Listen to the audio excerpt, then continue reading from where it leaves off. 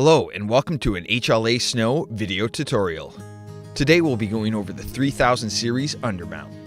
Before attempting to connect your undermount to your tractor, ensure that you have a large, level area free of any obstructions with a minimum of 6 feet in either direction of your tractor, such as a driveway, parking lot, or large shop. Once you believe you have a sufficient area, begin to slowly drive the tractor parallel over top of the drawbar, keeping the quick attach plate as center with the parallel linkage of your tractor's front end as possible, stopping roughly 1.5 feet in front of the plate's hooks. Exit the cab, and on the right side of the tractor, kneel down and begin to lift the hydraulic hoses upward, close to the tractor to ensure that you're taking the most direct route. Place each hydraulic hose into the correct port and re-enter the cab. Begin to raise the parallel linkage upwards until the linkage pin is in line with the plate's hooks.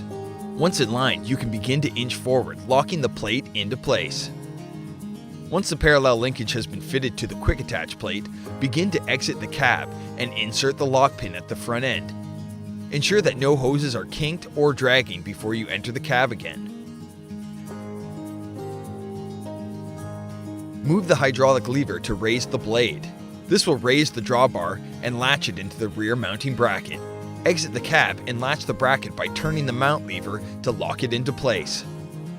Once you believe your hydraulics are operating efficiently, you can begin to head out.